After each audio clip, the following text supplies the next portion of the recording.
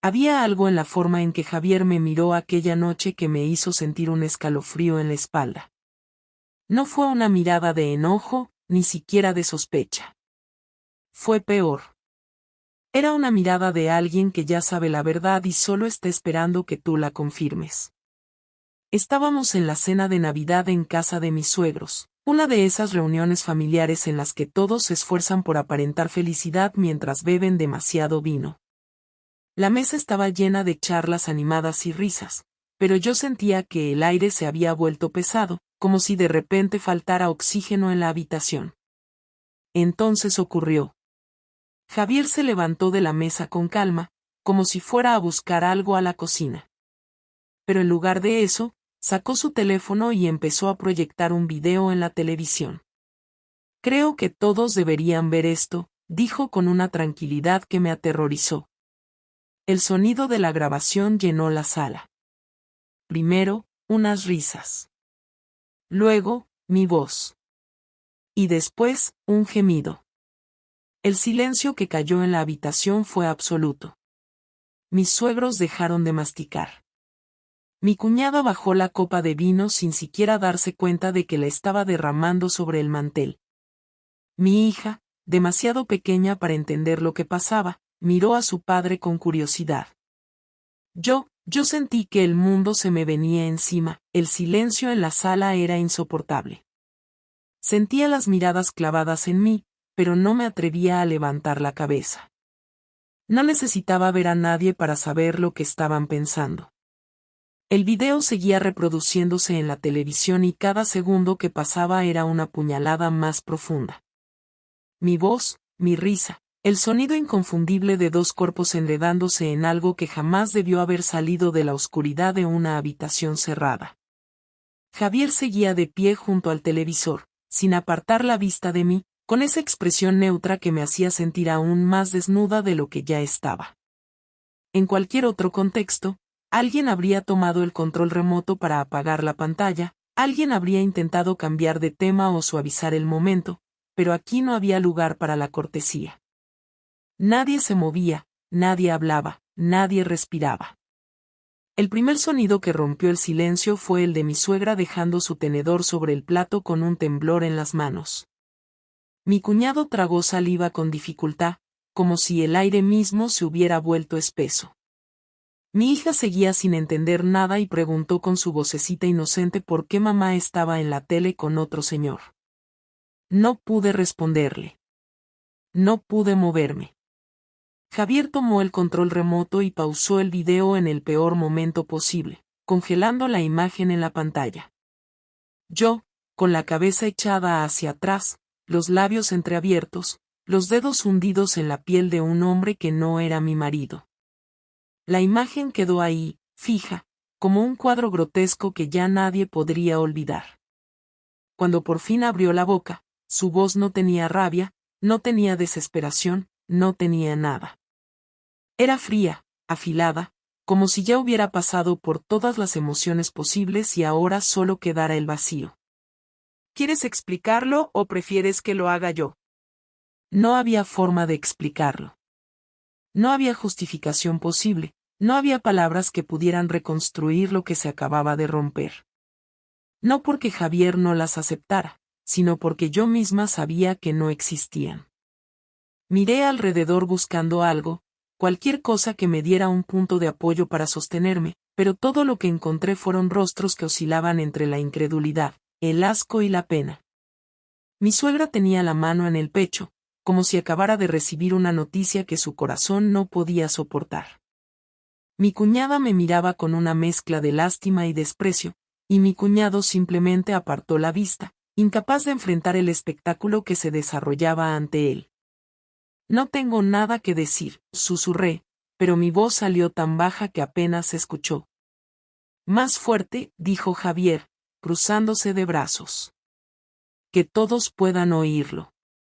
Cerré los ojos por un momento, intentando encontrar una forma de deshacer el desastre, pero no había marcha atrás. Cuando los volví a abrir, me obligué a sostener su mirada. No tengo nada que decir, repetí, esta vez con más firmeza, aunque mi garganta se sentía como papel de lija. Javier asintió lentamente, como si esa fuera la confirmación que necesitaba. Bien, dijo con la misma calma letal. Entonces seré yo quien lo explique. Se giró hacia los demás y tomó aire, como si estuviera a punto de dar un discurso que llevaba tiempo ensayando. Hace unas semanas empecé a notar ciertas cosas. Pequeños detalles. No era que Laura llegara tarde o que se arreglara más de lo normal. No era su forma de actuar, no eran los típicos signos de una infidelidad de manual. Era algo más sutil, más difícil de definir. Era la forma en la que evitaba ciertas conversaciones, la manera en la que parecía estar en otro lugar incluso cuando estaba sentada a mi lado. Era la desconexión. Mi corazón latía tan fuerte que podía sentirlo en los oídos. Sabía que Javier no iba a detenerse, que tenía algo planeado, que esto no era solo un arrebato de ira. No tenía pruebas, así que hice lo que cualquiera haría en mi lugar. Observé. Presté atención. Y cuando me cansé de esperar respuestas, busqué las mías propias. Se inclinó y tomó una carpeta que hasta ese momento había pasado desapercibida sobre la mesa. La abrió con parsimonia y sacó unas cuantas hojas. Aquí tengo registros de todas las veces que Laura salió del trabajo más temprano de lo que decía. Llamadas, mensajes, ubicaciones. Pero lo mejor de todo, sacó una serie de fotografías y las dejó caer sobre la mesa. Son estas. Me incliné solo lo suficiente para verlas. Ahí estaba yo, saliendo de un hotel en pleno centro de Madrid, caminando junto a Samuel, con el cabello desordenado y la camisa apenas abotonada. En otra imagen, nuestras manos se tocaban con la familiaridad de quien ha cruzado una línea de la que no hay regreso. En otra, su boca rozaba la mía justo antes de entrar en un coche. Podría haberme guardado esto para después, continuó Javier, pero me pareció más apropiado compartirlo con la familia, ya que siempre has insistido en que somos una unidad, en que no hay secretos entre nosotros. Mi suegra se levantó de la mesa con un movimiento torpe, presionando un pañuelo contra su boca como si estuviera a punto de vomitar. Mi cuñado negó con la cabeza y mi cuñada me miró con un desprecio que nunca había visto en su rostro. Mi hija me jaló de la manga, confundida, pero no supe qué decirle. Javier tomó su copa de vino y la alzó ligeramente en el aire. «Feliz Navidad», dijo, y bebió de un solo trago. Yo sentí como algo dentro de mí se rompía para siempre. El golpe más fuerte no fue ver las fotos ni escuchar su voz destilando veneno mientras desgranaba cada detalle de mi engaño delante de su familia. No fue la humillación de sentirme observada como si fuera un insecto atrapado bajo un microscopio ni la punzada en el estómago al ver la cara de mi suegra retorcida en una mezcla de asco y decepción. No, lo peor fue la mirada de mi hija, con sus grandes ojos llenos de confusión, esperando una explicación que yo no podía darle sin destrozarla. Me levanté de la mesa sintiendo que las piernas me pesaban como si fueran de plomo. No tenía un plan, no tenía idea de qué decir ni cómo arreglar lo que acababa de explotar delante de todos. Solo sabía que no podía quedarme ahí parada como una estatua mientras Javier seguía destripando mi vida con su voz controlada. «Necesito hablar contigo», dije en un hilo de voz, pero él ni siquiera se molestó en mirarme. «Ya hablaste suficiente, Laura». Lo dijo con tanta frialdad que sentí un escalofrío en la nuca. No era rabia, no era desesperación, no era dolor. Era algo mucho peor, indiferencia. «Por favor, Javier». Esta vez sí levantó la mirada, pero no era para concederme nada, sino para hacerme sentir aún más insignificante de lo que ya me sentía. Se tomó su tiempo para observarme, como si estuviera decidiendo si valía la pena dedicarme siquiera un minuto más de su existencia. Al final, sin apurarse, dejó la copa de vino sobre la mesa y se puso de pie. «Vamos», dijo, y comenzó a caminar sin esperarme. Lo seguí hasta el pasillo, sintiendo la presión en el pecho crecer con cada paso. Sabía que cualquier cosa que dijera a partir de ese momento no iba a arreglar nada, pero al menos tenía que intentarlo. Cuando llegamos al salón, cerró la puerta detrás de nosotros y se cruzó de brazos, esperando. No sé qué decir. Entonces ahórrame el esfuerzo de escucharte. Por favor, escúchame. ¿Escucharte decir qué? ¿Qué fue un error? ¿Qué no significa nada? ¿Qué ibas a decírmelo en algún momento? Porque si es eso, mejor ahórratelo, porque no quiero escuchar ninguna de esas mierdas. Cada palabra era un golpe seco, directo, sin espacio para el respiro. Me obligué a mantenerme firme, aunque sentía las piernas a punto de ceder. No quiero justificar nada, pero quiero que entiendas que nunca quise hacerte daño. Se rió, pero fue una risa sin alegría, sin emoción alguna. Eso es lo que más jode, Laura. Que hiciste todo esto sabiendo que me ibas a destrozar y aún así decidiste seguir adelante. Las cosas no son tan simples. Son exactamente así de simples. Tú elegiste acostarte con otro, elegiste mentirme, elegiste mirar a nuestra hija a la cara cada día y seguir con tu puta vida como si nada. Me sentí ardiendo por dentro, pero no era rabia hacia él, sino hacia mí misma. No podía discutirle nada porque tenía razón en cada palabra. No planeé que pasara. Claro que no. Solo fue pasando, ¿verdad? Día tras día, mensaje tras mensaje, excusa tras excusa. ¿Sabes qué es lo peor? Que todo este tiempo me hiciste sentir como un puto idiota. Me acostaba a tu lado cada noche sin imaginar que estabas pensando en él. No era así. No me mientas más. Ni siquiera te queda la dignidad de asumir lo que hiciste. Quise decirle que no lo estaba negando, que lo asumía, que sabía que lo había destruido todo, pero las palabras no salieron. Dímelo, me desafió, dando un paso adelante. Dime cuánto tiempo llevas follando con él. Aparté la mirada, pero eso solo hizo que él soltara una carcajada amarga. No puedes ni decirlo en voz alta, ¿verdad? 4 meses. Lo dije tan bajo que no estoy segura de que me haya escuchado, pero su expresión cambió lo suficiente como para darme cuenta de que sí. 4 meses, repitió en un murmullo, como si estuviera procesando lo que significaba realmente. 4 meses riéndote en mi cara. Javier. ¿Te enamoraste de él? Lo miré, pero no respondí de inmediato. No porque no supiera la respuesta, sino porque no estaba segura de si decir la verdad iba a cambiar algo. No. Se quedó mirándome durante unos segundos que se sintieron eternos. No te creo. No insistí. No tenía sentido tratar de convencerlo de algo en lo que él ya había decidido no confiar. Quiero el divorcio.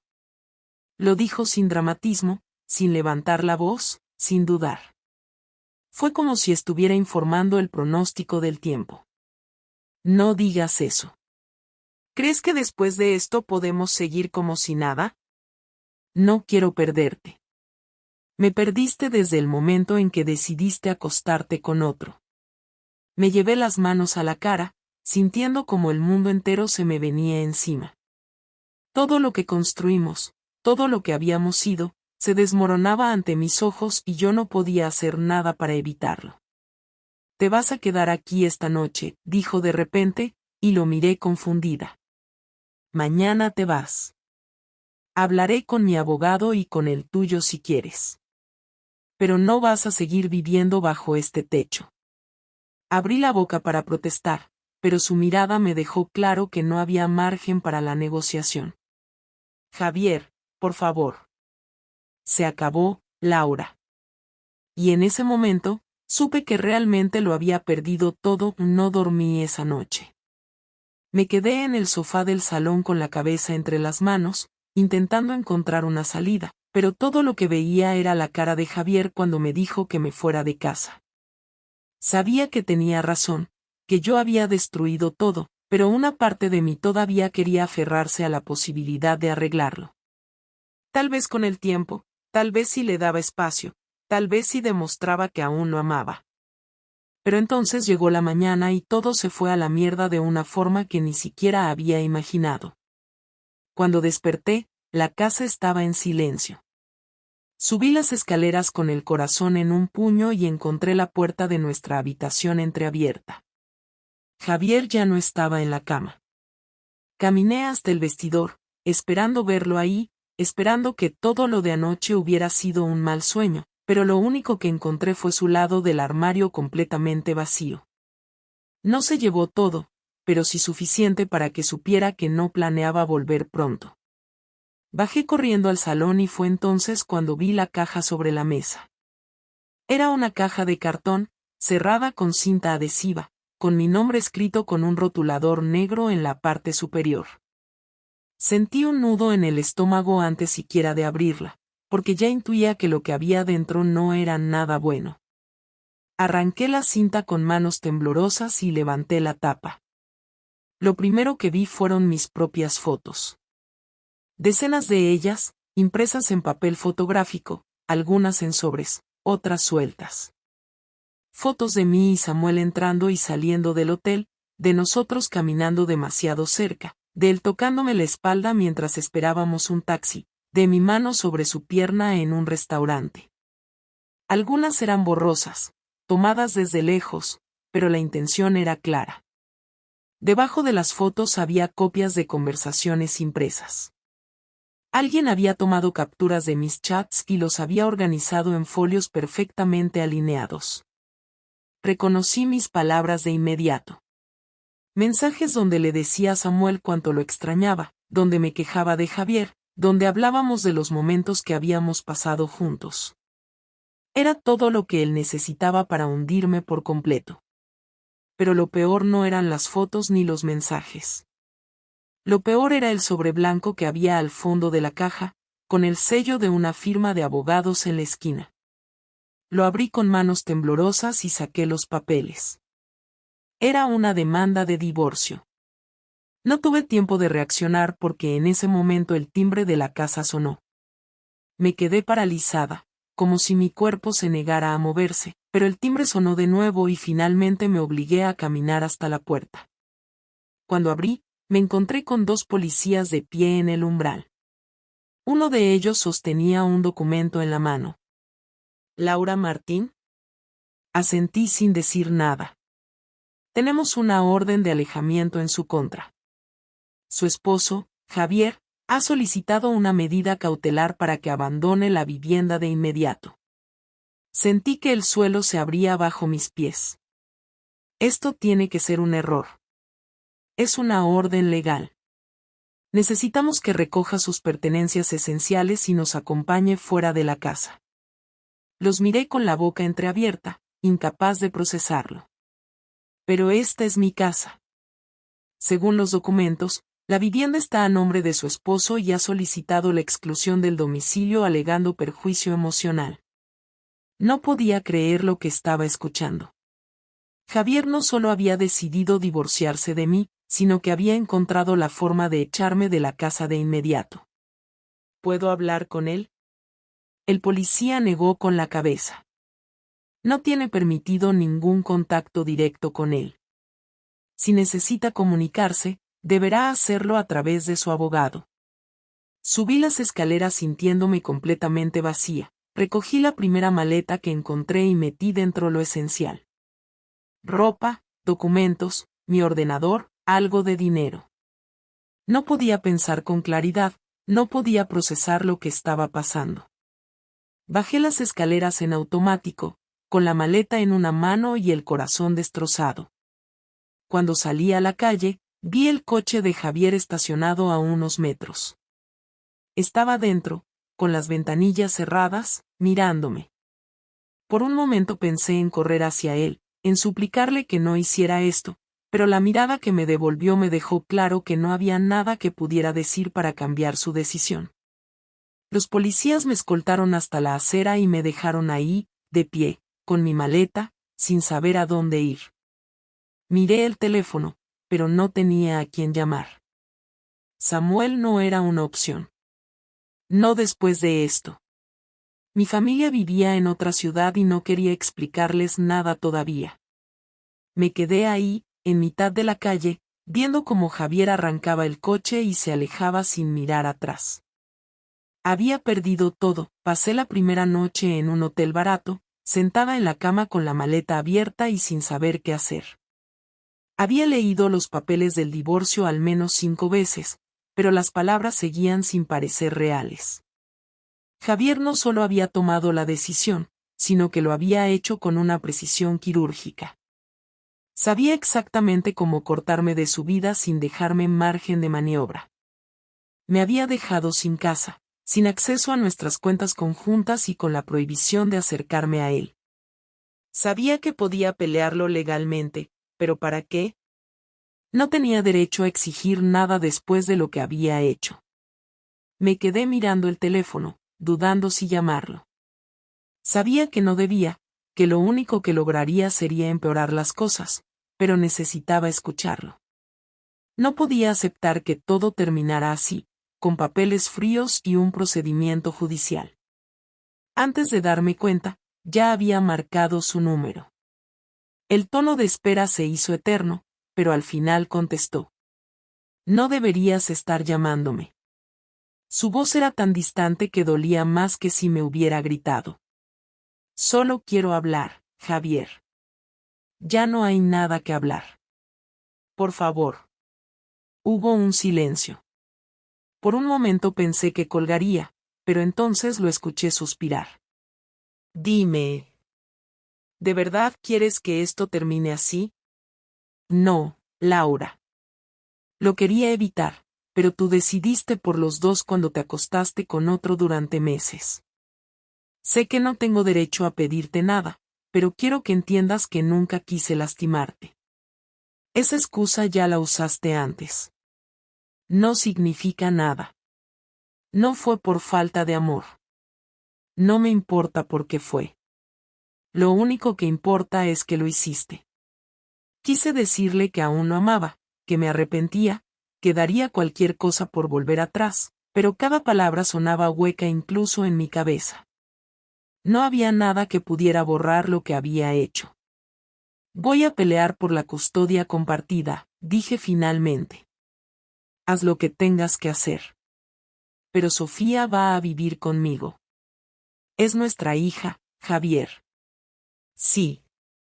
Y necesita estabilidad, algo que yo puedo darle. No sé si tú puedes decir lo mismo. Me dolió más de lo que esperaba. No me vas a dejar verla. No soy un monstruo. Claro que podrás verla. Pero no va a vivir contigo. No supe qué responder. ¿Dónde estás? Preguntó después de un largo silencio. En un hotel. Espero que no con él. Sentí la punzada de vergüenza. No estoy con él. Bien. Porque no quiero que Sofía tenga que conocerlo nunca. Javier. Ya no hay nada más que decir, Laura. Ya no somos nada. Y colgó.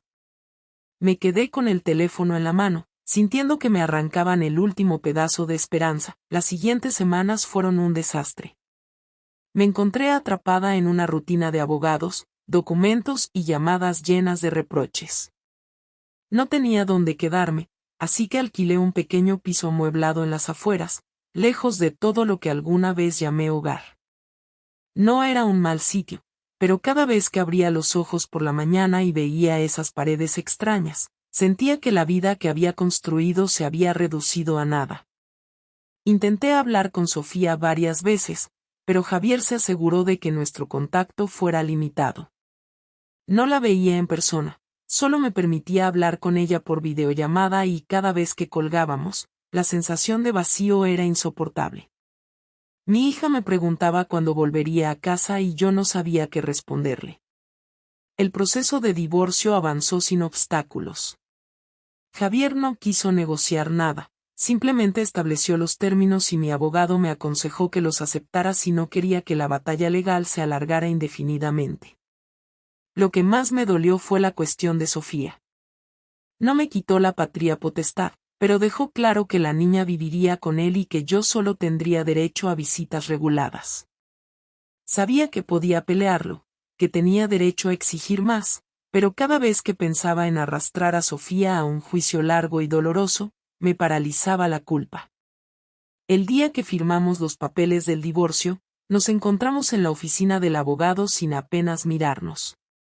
Javier llegó primero y se sentó en el extremo de la mesa, con los brazos cruzados y la expresión impenetrable.